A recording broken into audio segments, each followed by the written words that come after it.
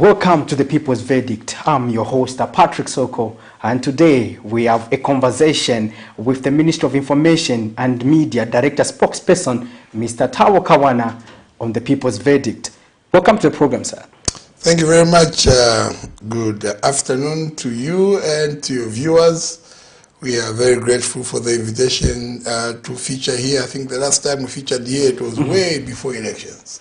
On the People's Verdict, exactly. Yes. But we hosted you on National Matters. Oh, no, National Matters, we've come many times. But the People's Verdict, this is my second appearance. The first one was before elections, and this one now.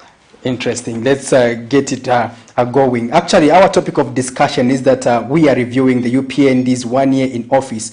We've been doing that here on KAWANA TV. We've invited various stakeholders, both from the ruling party and from the opposition, to get divergent views regarding how they are assessing the 1 year in office of the UPND. Actually, tomorrow will be at the anniversary since you assumed office as the UPND administration, and we want just to get started. We won't dwell much into the issues that you have been attributing to your success, which include the issue pertaining to the recruitment of over 30,000 teachers, 11,000 health practitioners, the issue of CDF. You have talked about this subject time without number. But what should Zambians expect more in terms of your achievement, what you seek to achieve as the UPND administration, besides these which you have been talking about on several forums? Well, Zambians should expect that we are going to deliver more goodies to them. What the Zambians should expect is that by the time we get to 2026, we would have fixed this economy. The whole idea is to fix the country and put it in a proper place where even those that claim to want to come and fix the fixer will be fixed. So do not worry about where we are taking the country, because the trajectory really is seen from what we have done so far. The members will tell you, and if you see what is going on now from what we have achieved, which you are tactically barring me from talking about, but if you look at what we have achieved against where we are going, we're on the right track.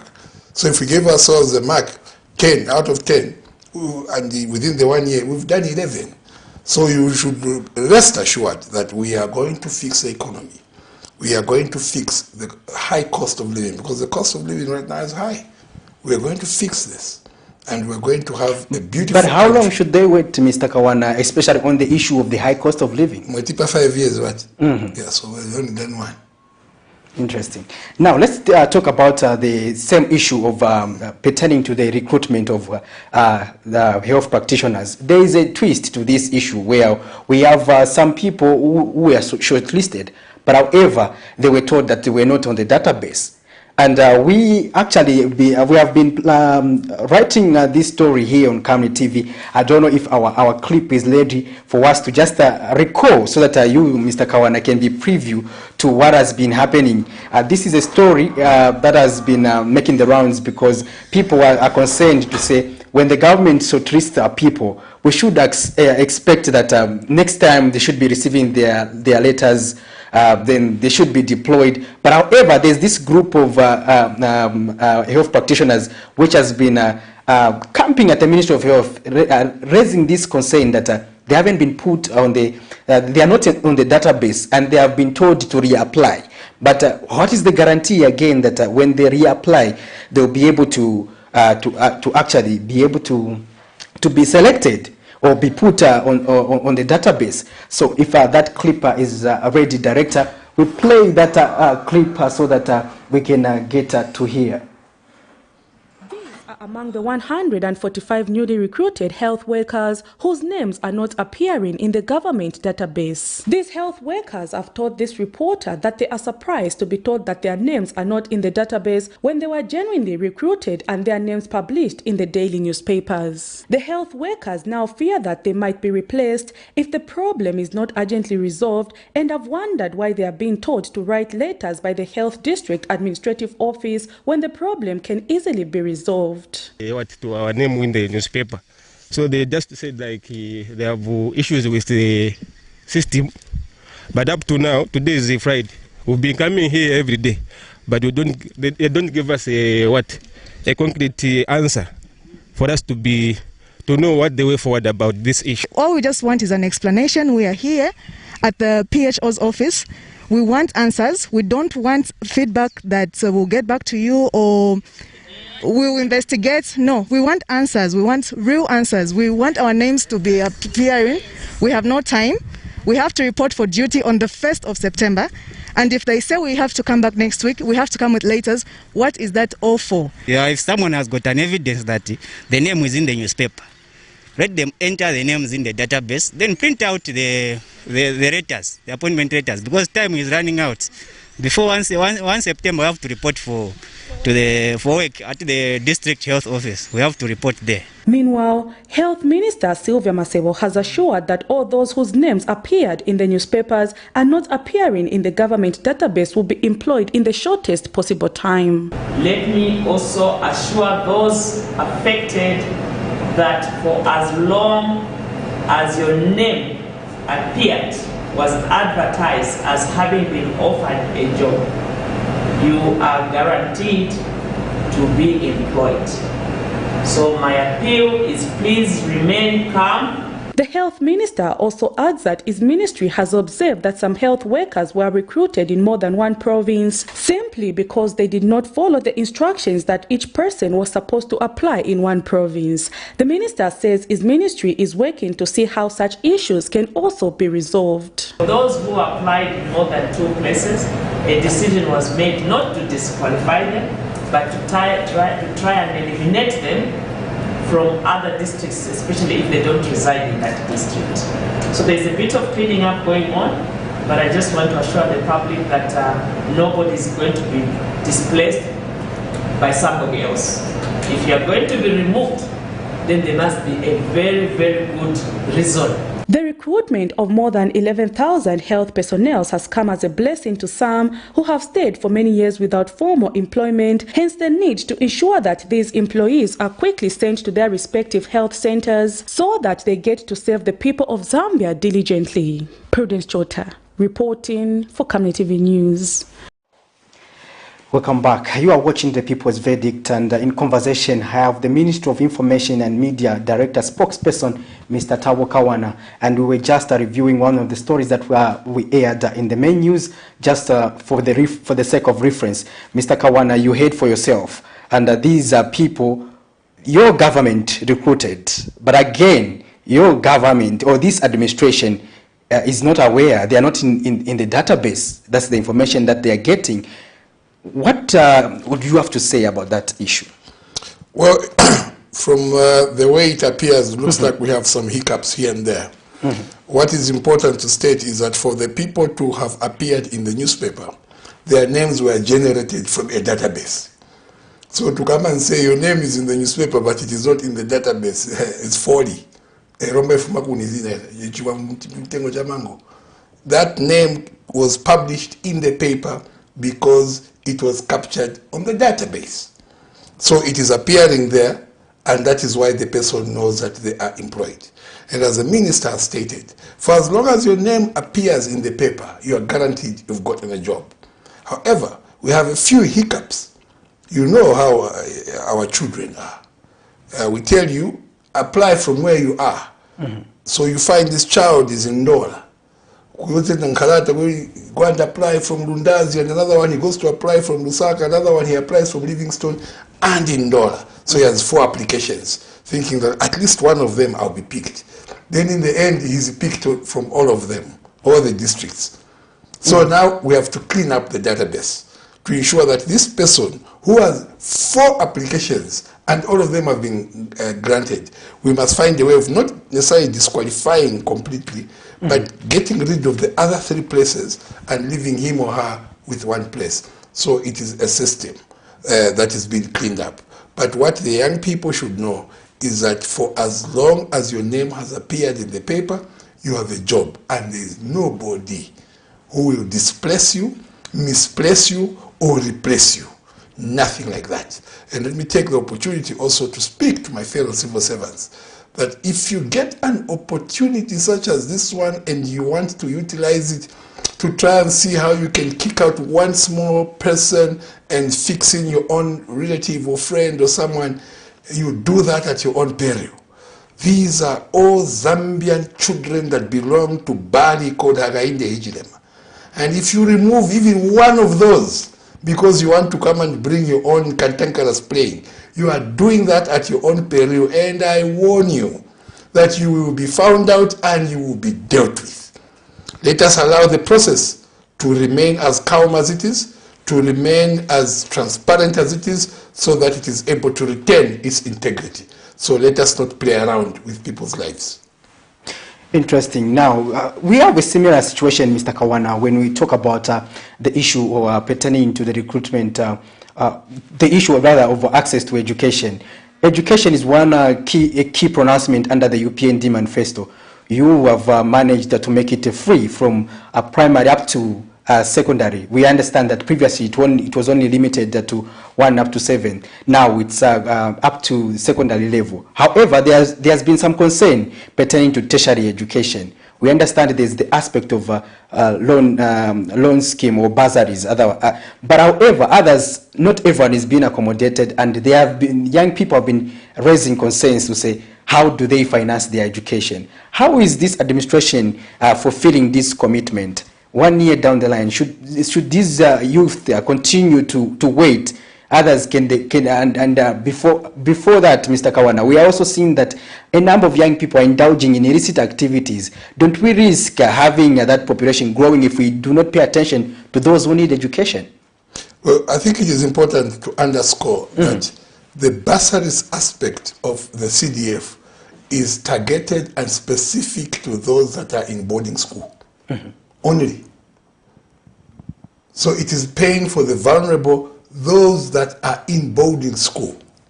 So in your constituencies, when you sit as constituency committees, having collected information from your branches, from your section, through to your branches, through to your wards, and eventually on the committee, you are able to tell that these EXO children are vulnerable and they are in that boarding school and they can't afford to be in boarding school. So the CDF committee now recommends, and those are paid for by the CDF. So it is not that everybody who's in secondary school is getting CDF sponsorship, or that everybody who is at a day school is getting CDF sponsorship. It is specific to, number one, the vulnerable young people, number two, boarding secondary schools. But on the other hand, on the aspect of tertiary education, those who cannot access tertiary education, like for instance at Mulungushi University, so the bursary could not accommodate everyone that the government is providing. But now they are concerned that they still have the desire to go to school. But is this government going to do something for children that were affected? Of course it's going to do something, but it can't do everything. We have a lot of young people that require to be given school loans. You know, we no longer pay for. You get a school loan. So even the bursaries gives you a school loan. So there are many young people that require to be given school loans, but they can only be so much given at a time depending on the size of the purse. So right now, the bursaries committee has given school loans to X number of students at Mulungushi and other universities. But what is happening now is that we are bringing on board a lot more young people and also scaling up a lot more universities, so that it is not just the traditional CBU and UNZA. We have Mulungushi, we have CBU, we have UNZA, we have Pomushindo, Mokuba, and all the other universities, so that we spread to a lot more young people. So there are two things that we have embarked on. Number one, upscaling the number of young people to be given school loans, and number two, upscaling the number of universities to be included, so that we have many young people on the school loan. So we are doing something about it, but we will not do everything. Interesting. In case you are just joining us, you have not missed much. We are talking about the 1 year in office of the UPND administration, and my guest on the program is the Minister of Information and Media Director Spokesperson, Mr. THABO KAWANA. In case you want to join the conversation, you can do so on our Facebook page by leaving a message. You'll be able to scroll it, as well as call us in the studio or ask your question to Mr. KAWANA. He will be able to respond to your concerns. And now, going forward, I want to also now pick on the aspect of the fight against corruption. Is this government winning this fight? Oh, yes, it is. You see, you win the fight when you realize that you have begun to change the mindset of the people. We just held a recruitment process here, 30,000 out of over 110,000 that applied, meaning that if you take out 30,000, you have almost 80,000 that were left out. Instead of having a riotous reaction out of the 80,000 that came out or did not get picked, that's where you got the endorsement by the 80,000 who were left out, saying this process was transparent. Yes, I have not been given a place, but my friend has been given. And my friend and I are the same. We know no one in government. We bribed nobody. We in the case of females, we did not have to sleep with anybody. There was nothing. All we did was apply and put a prayer there. And my friend has been picked. Therefore, I'm hopeful that even I next time will be picked. Why is that so? That transparency is achieved as a result of a corrupt-free environment.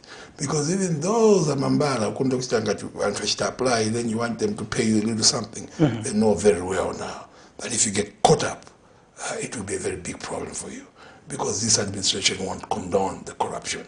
So you are able to see some of these people you are seeing being arrested now as a result of whistleblowing, because the people are now aware that they cannot watch corrupt activities and begin to clap for the Kawanalas. They go and report them.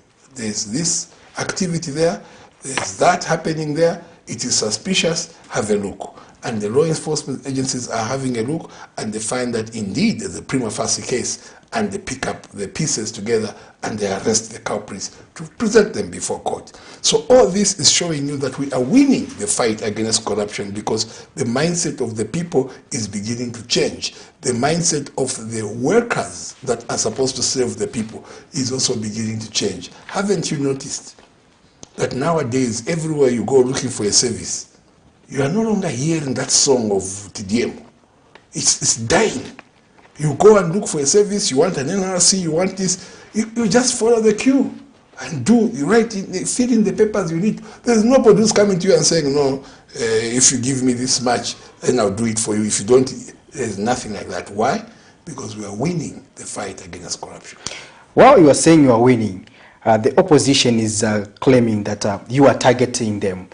To be specific, the opposition Patriotic Front, they are saying that you are just targeting them. Like in the case of today, we had a conversation with Atutu Anguluwe, is a lawyer representing most of the PF officials.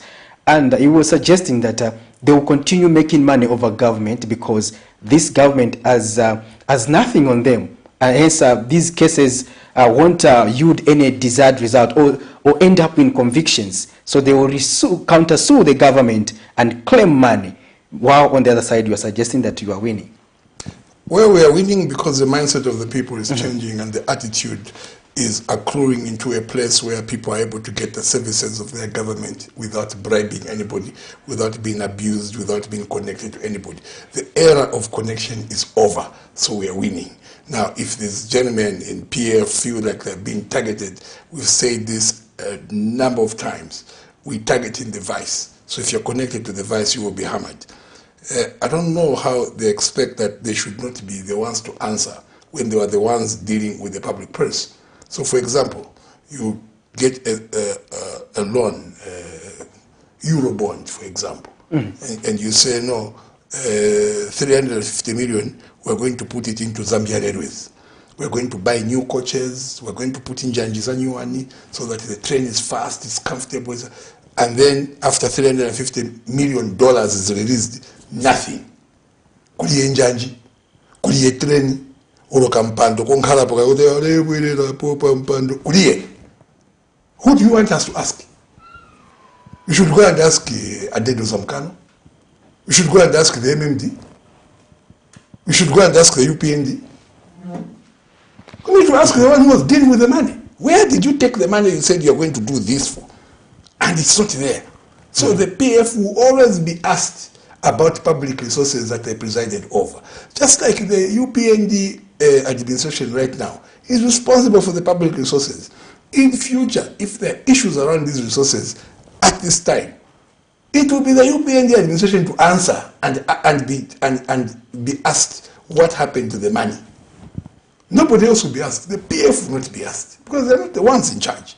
So right now, they are the ones being asked because they're the ones who are in charge. You Zambian people must ask questions. You got Eurobond. You said you are going to put in charge train almost bullet train. You remember Professor Chiro, there was even an element of Ikafika Musaka could dive going underground. Where are all those issues? Nothing. But money was spent. Mm-hmm. So somebody's got to answer. There's nobody who's going to chew free money here and think they'll get away with it. They can sing all they want to the high heavens. Oh, target, target until you bring the money or you answer for the money. Interesting. Also now talking about corruption. So in other ways, so to close on this aspect of corruption, Mr. Kawana, you are suggesting you are in the right course. Not just in the right course. We are doing the right thing. We are fighting corruption. So all those who are corrupt have been fought. There has been an argument, Mr. Kawana. You have nothing to worry. There has been an argument that this government does not want any Zambians who is seemingly having a house or vehicles. They are arguing to say only the President Agandechilema should own property and other UPND officials, and you don't want other Zambians to own properties. That is cheap and it is malicious. This government wants to see Zambians that are prosperous, successful, but it will not see Zambians that are crooked. That yesterday Patrick Soko was on paper handala mazokwelera kuti yeye niliendera mayokwelera pa nipeni kwenye 100 kwacha nikwele kufuma paka Bulonga nifika kuchawama. The next day Sokosi has got VXs, a yard full of VXs agula chinganda chikulu enjuko. Where have you gotten the money? No, you see. There's nothing to see. Kawala lewe. If you have stolen, you'll be dealt with. You know that a lot of characters in these political parties, especially the former ruling party, you had characters there that purported to have supplied goods and services to government, when in fact not. A supplier and people. You see that? And then they will just go and get free money and buy cars, and then you see, when you haven't worked for the money, you become silly with it.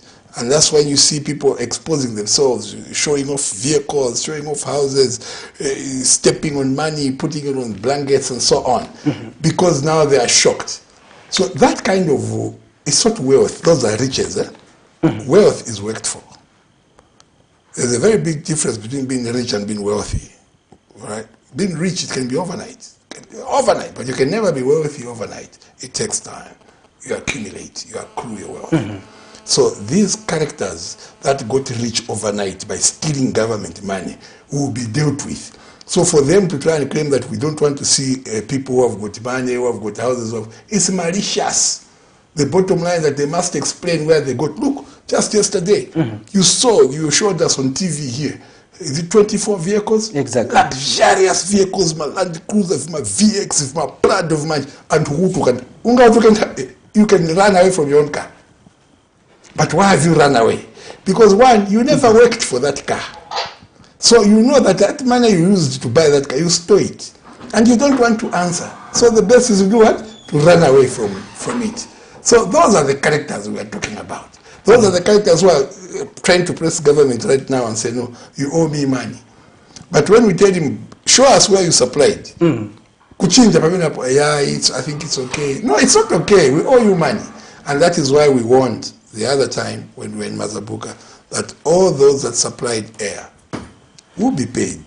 Someone wants to join the conversation, Mr. Kawana. Hello, you are through to the people's verdict. Hello, good afternoon. Good afternoon. I think we lost Good you. afternoon, sir. Yes, sir. What's your name and where you are calling us from, please? My name is Dixon, calling you from Choma.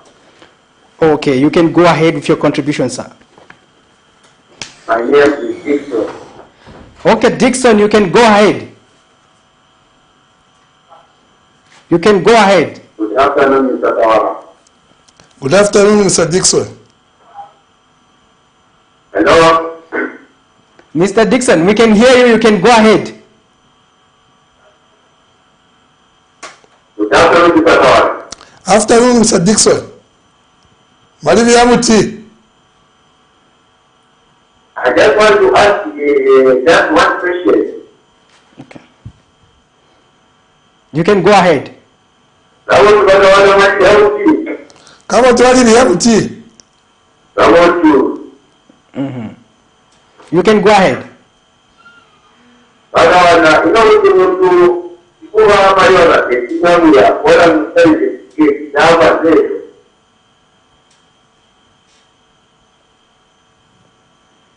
He's gone mute again. So anyway, you can call back. I think the line has been pretty bad. In case you just want to join the conversation, the number is on the screen. You can call us and get to ask your question to our guest. Now, Mr. Kawana, I was about to get to another aspect, which is has to deal specifically with your department, and the president did task you to ensure that the ministers, government officials are available to the media, but we seem to be finding difficulties, especially to access some of the government officials to respond to pertinent issues that the Zambians are asking, like you are doing at the moment. Is the UPND administration becoming arrogant that they don't want to interact with the people? No, not necessarily becoming arrogant. Our ministers, remember that we are running a regime that does not have deputy ministers. So our ministers are extremely busy. The ministries are run strictly by ministers and PSs, and they have quite a lot of work on their hands. So it is not like they are being arrogant when they don't show up for these interviews and so on. Sometimes they get entangled.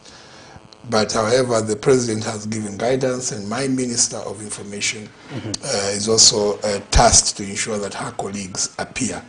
I know this may be stemming from last night's no-show of my local government minister, but like I tell you that what happens usually is, for example, you commit, maybe the local government minister will commit that he will come on the show at that hour, but you find that there is also a pertinent issue that needs to be discussed in the night at that same hour, and he is forced to go and appear there and will not be able to make it here. But I want to put it on record that our ministers are committed to ensure that they answer to the people of Zambia, that they are available to the media, because you are just but the conduit through which the Zambian people are asking questions. So let us continue having this relationship. We shall endeavor to ensure that our ministers are available. I know they are also determined to be available, but sometimes the workload becomes too much and difficult to fulfill. Thank you for that clarification. Let's also talk about media harassment. We witnessed one episode pertaining during the issues pertaining to the bus fares, where at the bus station we saw one of our colleagues being harassed by the people there. And this administration upholds a zero tolerance to media harassment, according to the president in amongst his speeches when he just ascended into office. Now, Mr. Kawana, what do you make of such incidents, and what are you doing about it to ensure that you safeguard the media? Well, we have made sure that the rule of law is upheld, and also to ensure that we give the police their correct standing in society, so that any iota of hooliganism or cadreism that decides to rear its ugly head is dealt with spot on. So you will not see any more of those days, the sad, dark days of journalists. I mean, those days are sad, bad, or horrible. They will never reappear. You'll never see them in our regime. And that is why we have made sure that the journalists are protected. We have made sure that the journalists do their work, because the only mirror that which society is doing. And therefore, in the course of doing their work and duty, they ought not to be harmed. And anybody who harms a journalist during the course of his or her duty will be dealt with in accordance with the law. So all you need to do is report, and especially if you know the culprit, very good. Show who the culprit is, and we can rest assure you that that culprit will be dealt with in accordance with the law. While we are talking about the 1 year in office of the UPND, I won't ask the next question, but I'll play the next clip. Then, Mr. Kawana, you will respond to this concern pertaining to the issue of suspending the repayment of loans amongst the students who used to get loans through the University of Zambia and the Copperbelt University. So you respond to this concern because this is one of the campaign promises, and 1 year down the line, this government has not acted on that. So we listen to that clip, then we'll be back on the other side.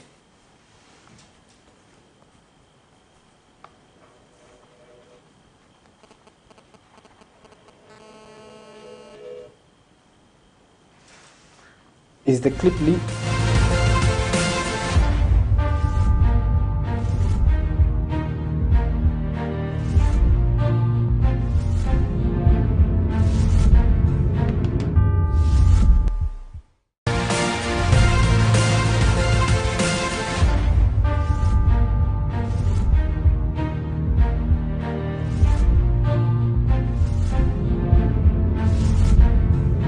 The issue of the presidential jet was a topical matter in Zambia, especially in the political circles in the build-up to the August 12 polls.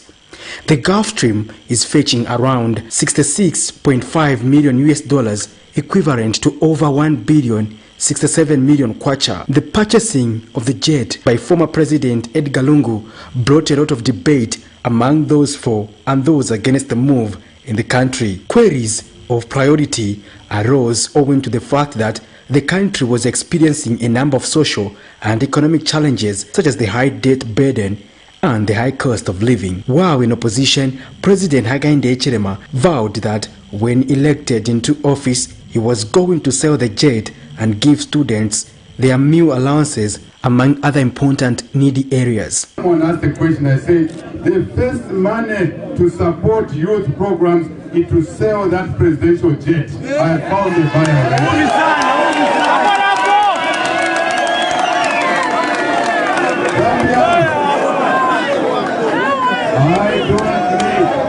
The people of Zambia don't need that jet. What the people of Zambia need is youth employment through this social contract. But Patriotic Front Media Director Antonio Mwanza has charged that President Hakainde Hichilema must be forgiven for his remarks that he was going to sell the Gulfstream. For us, would like to forgive him. I think he was saying that he will sell the jet out of ignorance because he didn't realize and he didn't know. He wasn't in government before. He didn't understand that all planes that are used for presidential purposes are property of the Zambia Air Force, and therefore they are not for sale. So we take it that either the president was ignorant of this fact or the president was simply politicking. And Mr. Mwanza has reminded President Hakainde Hichilema to uphold his promise to reinstate meal allowances and suspending loan repayment among former students. We are concerned, though, that the president has continued to ignore and neglect the students at University of Zambia and Copperbelt University, particularly over the issue of a meal allowance. The president did promise the young people that immediately he wins elections, he will give them back the meal allowance. And this is 1 year down the line. The University of Zambia and Copperbelt University students have not been given back their meal allowance. There's another thing that the president promised the former students of these universities that had access to student loans. He promised them that once he comes into office, he will suspend the loan repayments of the loans that the students gotten, student loans. Up to date, he has not suspended those loan repayments. We want the president to stick to his word and suspend the loan repayments. But UPND National Youth Deputy Spokesperson Phineas Pumulo says in a period of 1 year, the UPND has been cleaning up the mess that was left by the PF and has urged Zambians to remain optimistic as the UPND delivers on its commitment. We are going to fulfill the promises within the mandate which the Zambian people gave us. Very soon, you are going to see the meal allowances being restored. We have not drifted away from the promises that we made. I hear people are saying that why is the president not selling the jet? The reason is very simple.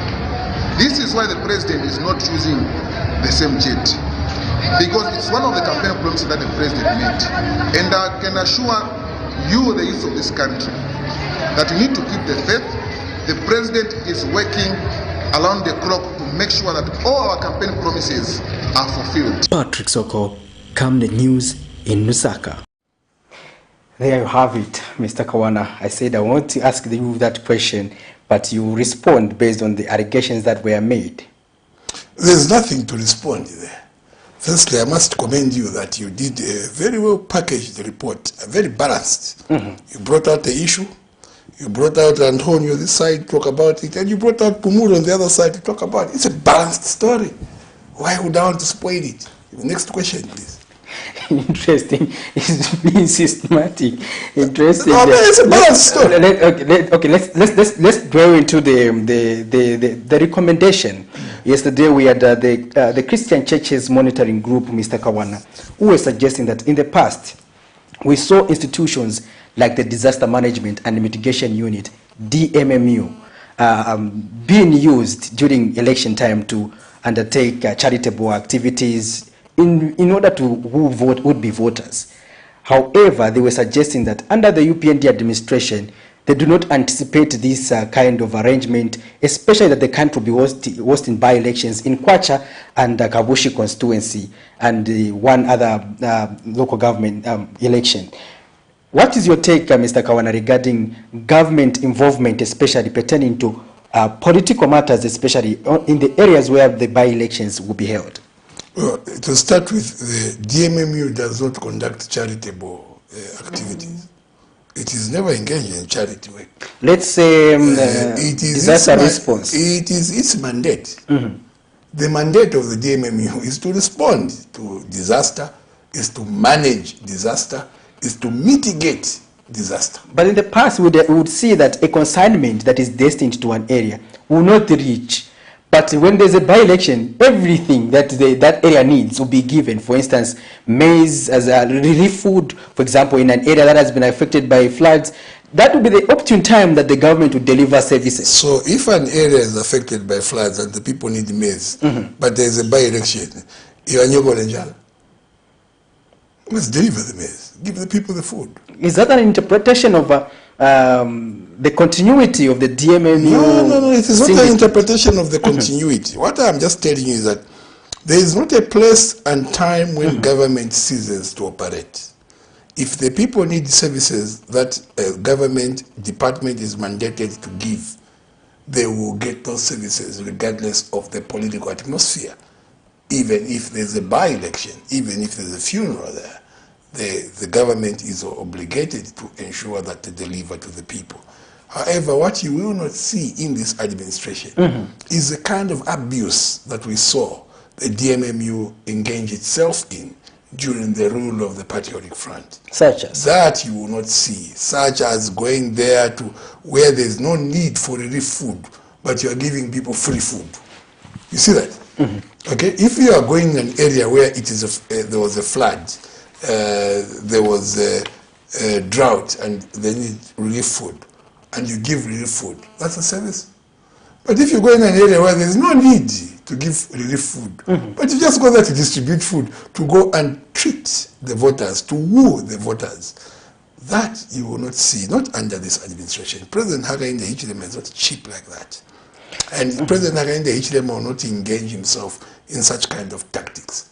He will go out there, he will face the people, he will ask for their vote.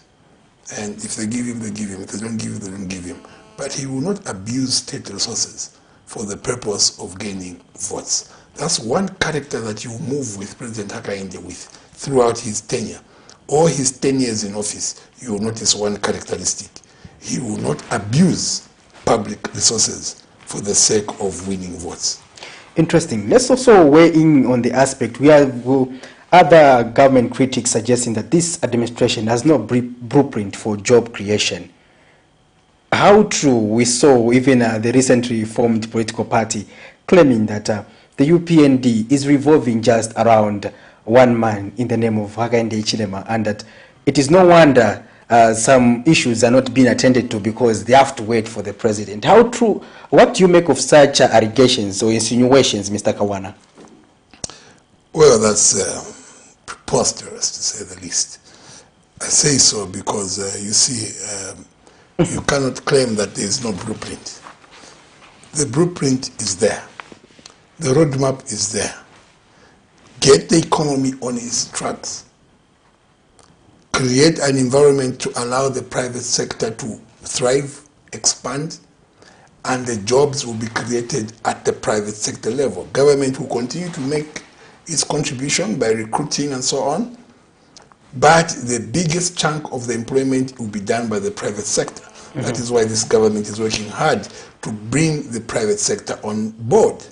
And that is why you have, for the young people, we have the small and medium enterprises ministry for the young people, in order to bring the young people into a nursery of entrepreneurship and grow them to become bigger conglomerates in the future. And we are making sure that, for example, statutory institutions do not crowd out the private sector. And that's why you heard the president, when he was talking to the heads of these institutions, telling them, don't crowd out the private sector. For example, NAPSA, you as Cabinet, you owe them 10,000 kwacha. Then they tell you, yes, you are owing us 10,000, but your penalty is 55. So to total 65. Where will Cabinet get 65,000? So in the end, you fail to pay, and your penalties keep growing. And what are we doing? We are killing Cabinet. But if Cabinet is told you owe 10,000 and Cabinet pays the 10,000, we have achieved a win-win. The institution has gotten the money that it is owed by Cabinet, and Cabinet is still able to have a bit of change in their pockets to move on, to do other things. So that's what we do. Bring the private sector on board and protect the private sector and grow them. So we have a blueprint. We take this call. Hello, you are through to the people's verdict. Or rather, we have a text message there. I have not been given the opportunity, the appointment letter rather, because my name didn't appear in the final list, but it was in the news. In the newspaper, I was given the number to call them. I called them. They said they just have to wait. They will call me because very soon my friends will take the letters to the districts. Please help us. I think that is that issue, Mr. Kawana, that you talked about, I think. There is no such a thing as a final list. A list is a list. If you came out in the paper, there was no other, that was not a provisional list. Mm-hmm. It was a final list. Exactly. So there's nothing like another final list. There is no other final list. If your name was in the paper, this government has given you a job. In fact, we'll take down to go and see on the ground what is happening tomorrow. I think that's one of the things. Mm-hmm. I'll ask my minister to assign me to go around and try and get the facts on the ground, because this is proving to be a problem. We can't have people appearing in the newspaper and then you're being told, but you didn't make the final list. Where did that list appear, if not in the newspaper? The list in the newspaper is fine. That's why it came out. The provisional lists were those when they were doing the scrutinization. The over 100,000, those were the lists. Then they scrutinized. Then they published the final list. Mm-hmm. So what is published is a final list. So what my brother or sister there is on, mm-hmm. if the name was in the paper, he or she is on the final list. There's no other final list. So we will have a look at what is going on. And I will dare repeat myself. If any of my fellow civil servants are trying to play tricks here, you have yourself to blame. There you have it. You have yourself to blame. We'll follow that up. This is the story we have been following as well as Kamni TV. Now, Mr. Kawana, similar to that, we have another issue pertaining to land. That's an issue that you also talked about earlier this week. It's an issue where we saw the demolition in Chingola, Kasope airstrip there. But the people feel the government approach was rather punitive. Is there justification to that? And what's your take on that matter? So is there justification to illegality? Mm-hmm. Illegality is dealt with punitive measures. You know that this is an airport. Then you go get a plot there by airport, by airport. How do you do that? Like we said, that airport does not belong to Chingola, does not belong to Zambia alone. It is part of the world map. Therefore, the International Civil Aviation has recorded that there is an airstrip in Chingola. So when you are having trouble, maybe you are flying from, let's say maybe the Congo you want to hit in Ndola, and you miss the runway, they'll tell you, in an emergency landing, go and land in Chingola. There's an airstrip there. Because the map is showing that there's an airstrip there. So when the plane comes down there, only to find their houses, and it's too late for it to do a takeoff, it will land, meaning it will simply crash into people's homes.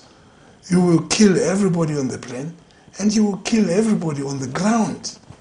And that will mean that you have got innocent children, women, mothers that had nothing to do with.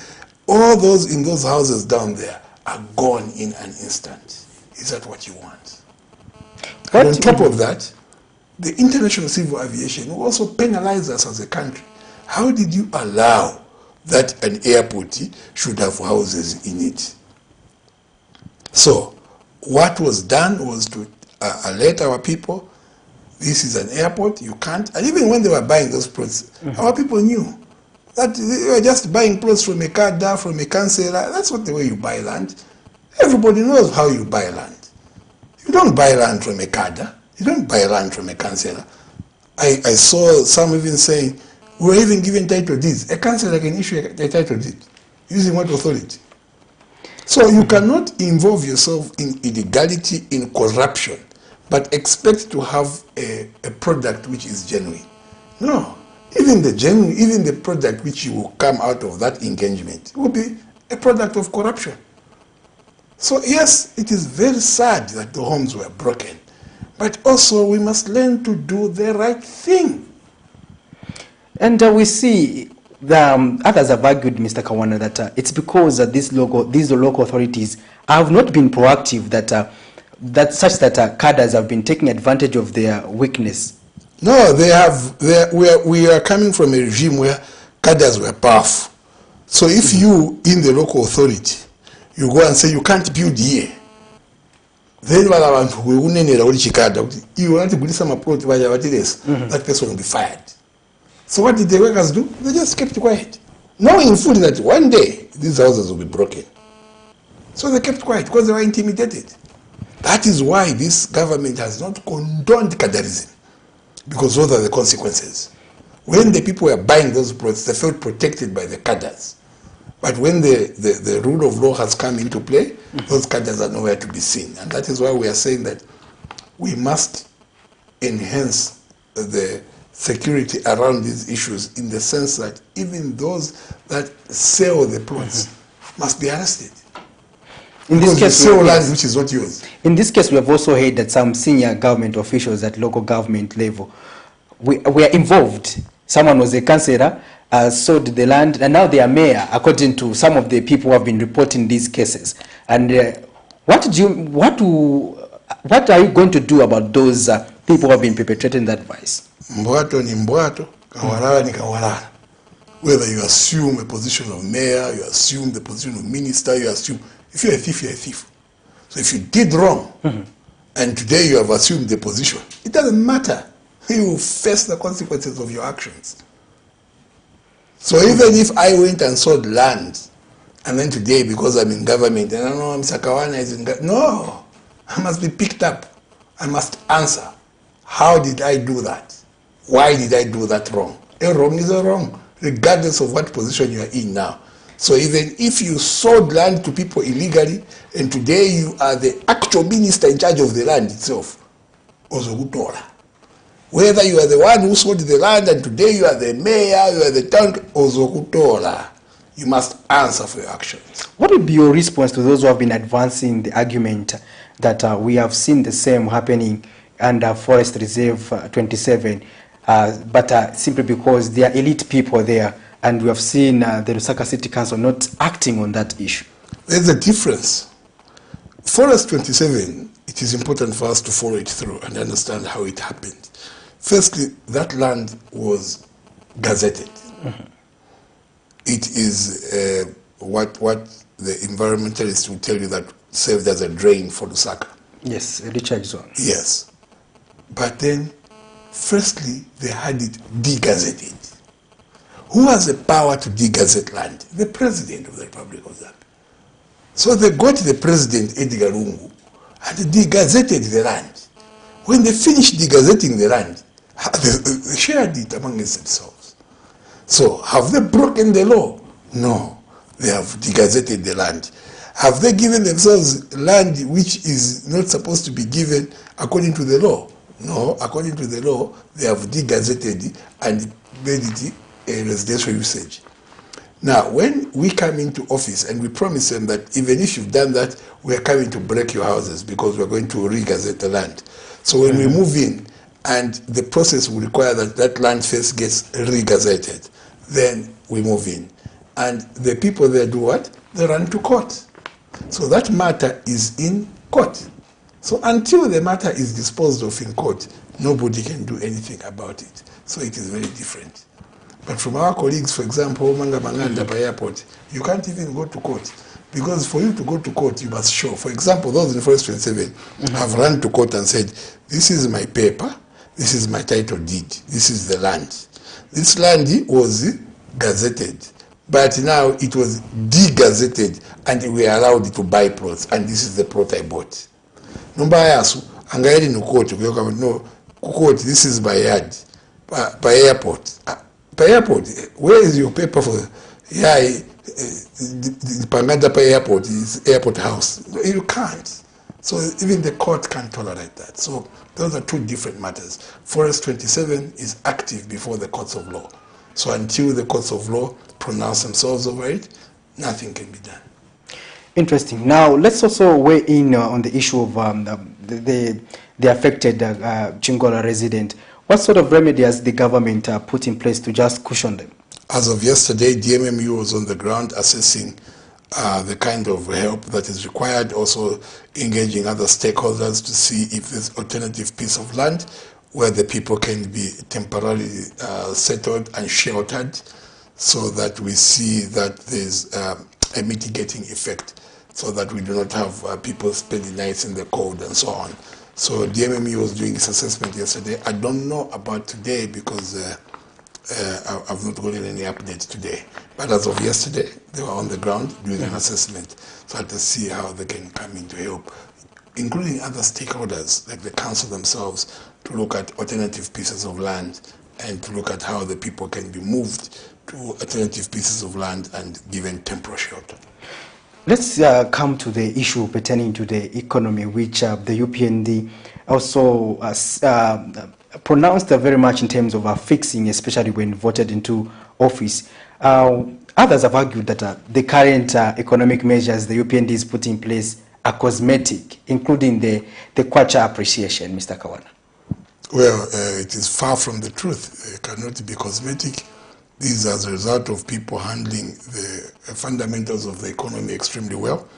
We've gotten the inflation rate dropped from a runaway inflation of 24% down to about 9.8%. And what we have done with the kwacha, if you have seen, firstly we stabilized it. After stabilizing it, now we're beginning to bring it down. So the kwacha is becoming stronger and stronger, to a point where it is the second best performing currency in the world. And it's even doing better than the South African rand. So it shows you that if it were cosmetic, it would not be benchmarked against other currencies, because then it's cosmetic. You lied to yourself. Interesting. So we have a text from there. Lameki, government is doing well, but economically people are in crisis. Before doing anything, why can't they bring back a bag of bili meal to as low as 50 kwacha so that our 100 kwacha gain more value than talking about $1, we Zambians not benefits. Interesting. Another one there, Mr. Good afternoon, Watawo Kawana. People are complaining about load shedding. The new Dawn government said is going to finish load shedding, but the people still crying for load shedding. Abantu balira mu Lusaka va UPND chinshi tabali kupushisha load shedding.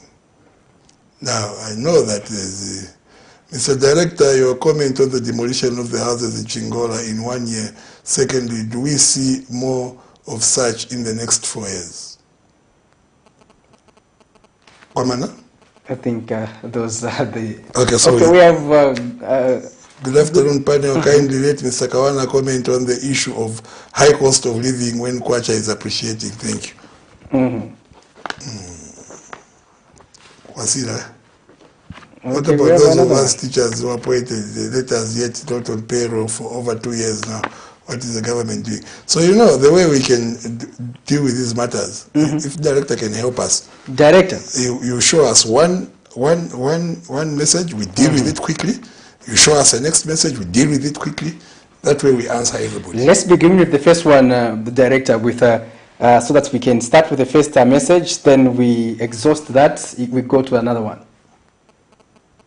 Let's start with what about those of us teachers appointed letters, with appointed letters, yet not on payroll for over 2 years now? Yes, this issue is active before the Ministry of Education. We are ensuring that everybody is put on payroll. So there are those that were employed some years ago, some as far as 3 or 2 years ago. So they are all being now scrutinized and also being put on payroll. So they shouldn't worry. This year will not end without them being put on payroll. Let's look at that other one on the high cost of living. Do we have that other message, the previous message? Just to put to go anchor. Yeah. Yeah. Good afternoon. What is the new Dawn doing about Zambia Railways? The CEO is acting. The board is a 3-man interim. Things are not moving. James Mwanza. Well, the Minister of Transport and Communications, Honorable Frank Tayali, did mention that they are now moving in to ensure that Zambia Railways is sorted out. The issue that they were doing first was to ensure that those retirees who didn't get their package, didn't get their money, were paid their money. So a 30 million kwacha was released, and they are being paid. So very soon you'll see a new board being put in place, and the board will eventually employ the CEO. We had a question suggesting that to ensure that we benefit from the value of the kwacha, why can't a bag of mini meal be the bag of mini meal will come down as soon as we get hold of our business, how would I put it, our business calculations around the cost of production. I think you have seen that we have managed to negotiate the fertilizer package from about $1,300 to about $800, making a saving of about $500. So all that is pushing towards the cost of production. And as we now come out with a proper cost of production, you will begin to see also that the price of maize and mini meal is beginning to go down. This is our first season as the new Dawn administration that we are handling the agriculture sector. But watch the space. Watch the space. The price of mini meal will soon start going down, especially in the next season, which we are getting into. The 2022-2023. One of the text messages, Mr. Kawana, suggested that while the kwacha has been appreciating, the cost of living has been on the rise. It's gradual, but remember that as the kwacha appreciates, most of the things that we bring in our country are imported and are bought using the dollar. So now that the kwacha is getting stronger, even those things will become cheaper. But remember that the businessmen will tell you that, no, but this is old stock.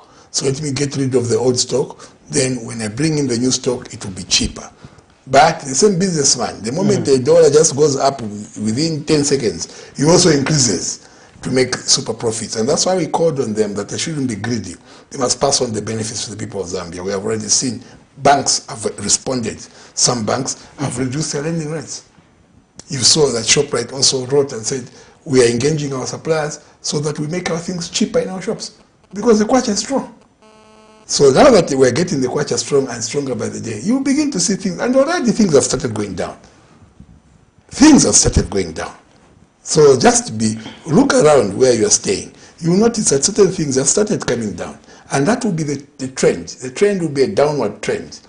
Between now and the time you keep seeing the dollar getting, the kwacha getting stronger, things will be going down.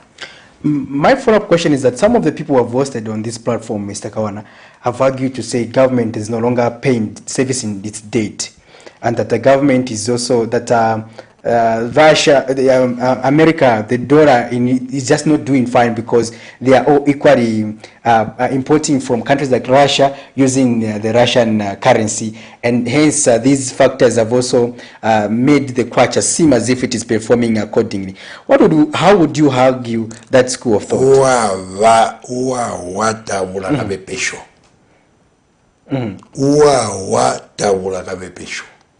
So these interpretation, these characters will not feel nice to see that the UPND government is working and the fundamentals are looking good. We are getting hold of the inflation rate. We are also getting hold of the exchange rate. You know, these guys are managing to do what we were only dreaming of doing. Because remember, everything we said we were going to come and do, they said it's impossible. We told them we'll bring free education. You can't bring free education, it's impossible. We brought free education. So we're going to employ 30,000 people. You can't employ 30,000 people. Where on earth we employ 30,000 people? You can't employ 11,000 people in the health sector. You can't. So now we told them that we're getting hold of the dollar now so that the kwacha becomes stronger. No, you can't. This kwacha is a runaway kwacha. Now it's getting stronger. So they are looking for every excuse in the book. But we don't care. They can come up with all the excuses. What is important is that even if they have any iota of story or excuse, but the kwacha is strong and the benefit is accruing to you, the people, then that's good. So they can tell all the story they want. We even have some books of Jerita and Mulenga. They can read those and tell a story if they want. But the bottom line remains, the kwacha is doing well, people are benefiting from a strong kwacha. Now, Mr. Kawana, among the flagships of the UPND administration is the Constituency Development Fund, CDF. However, the teething issue has been the issues pertaining to accessibility, and that the guidelines were deliberately shaped to make it difficult for people to access the funds. And we saw the Ministry of Finance also say, pointing out to the Ministry of Local Government to say, why is there difficulty in accessing these funds? But what is this administration doing to ensure that the money is used for its intended purposes? Because others have suggested that, say, CDF has failed because they are unlikely to release the entire 25.7 million kwacha for each constituency. Your take on that? Well, the CDF has not failed. What you have seen was that it had teething problems because, firstly, people did not realize that you needed to do the right thing in order for you to access the money. We are coming from a regime where it was free for all. You know, money was for the taking, was for the giving, was tantamen, just go get money. So they thought it was the same with this money. Oh, 25 million. And they had difficulties to fill in correct forms. For example, we were talking about the CDF component of bursaries.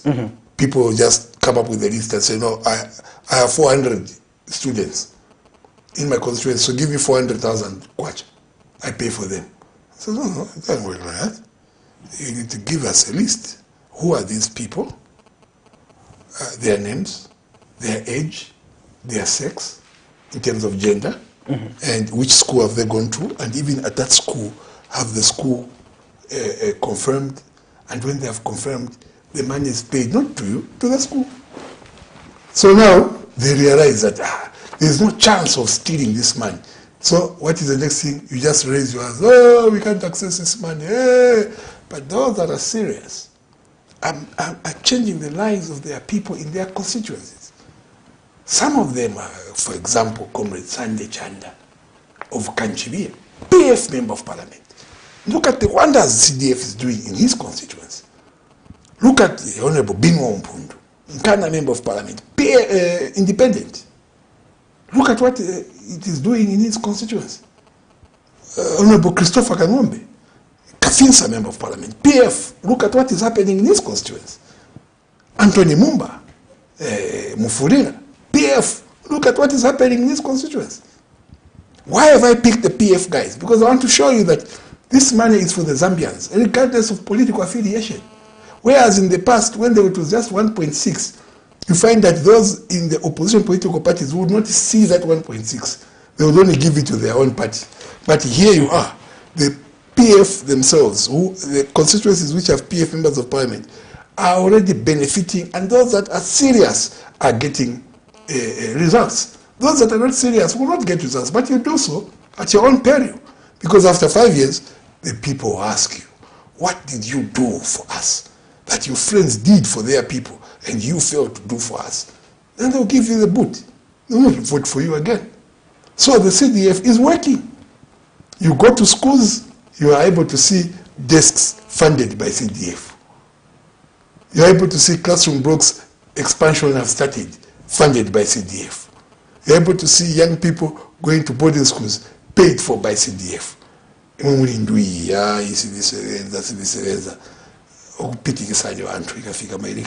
will not have anywhere to go to. There you have it. And Mr. Kawana, before I ask my concluding question, I want to find out if we have other text messages so that we can read them and Mr. Kawana can respond to them. There you have Mr. Kawana. As a new Dawn government, open your eyes on the Ministry of Health. Previously, Ministry of Health, many scandals sort out the health recruitment complaints. Otherwise, it will bring down this government. It is the issue that has been. We hear you. We hear you. Yeah. We have another one. We'll look into it. I have a concern. There is an illegal mine just behind the Nangoma Hospital. The so-called. Okay. I have a concern. There is an illegal mine just behind Nangoma Hospital. The so-called investors say they have been given by government and are now taking part of our farmland. The MP and ward councillor don't pick cause. Mrs. Zulu, that's a concern by Mrs. Zulu. Mrs. Zulu, that is outright encroachment. Do not wait to call your area member of parliament or councillor. Report that matter to the police. That is encroachment. Nobody has a right to come and encroach upon your land and claim that government has given them. So just report them to the police. There will be someone there to the police, and they'll need to show cause how they are encroaching on your land, claiming that government has given them that land. Mr. Kawana, as we come to the end of our program, what should Zambians expect going forward from this administration? Well, the Zambians should expect nothing but the best. This government was elected to look after its people, and it will look after its people. And that is why we repeatedly say over and over that we are not in power, but we are in office. The power always remains with the people. And that's why every 5 years we go back to the people to ask for a renewal of our mandate. So we understand fully that the power is with the owners, the people.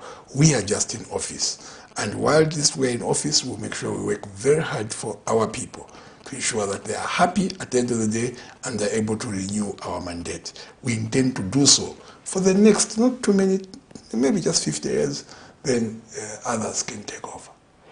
There you have it. Just one thing I wanted to comment, Sokos. Yes. I kept this for the end of the program. What is that? I really love your jacket, you know, it's a very nice jacket. Nankarakali parungo ikumbwira kuyangana but izona fana guna jacket yendelera. So you should consider buying me one. Not a problem. Put it on the list this month. There you have it, our dear viewers. Have been hosting the Ministry of Information and Media Director, spokesperson, Mr. THABO Kawana.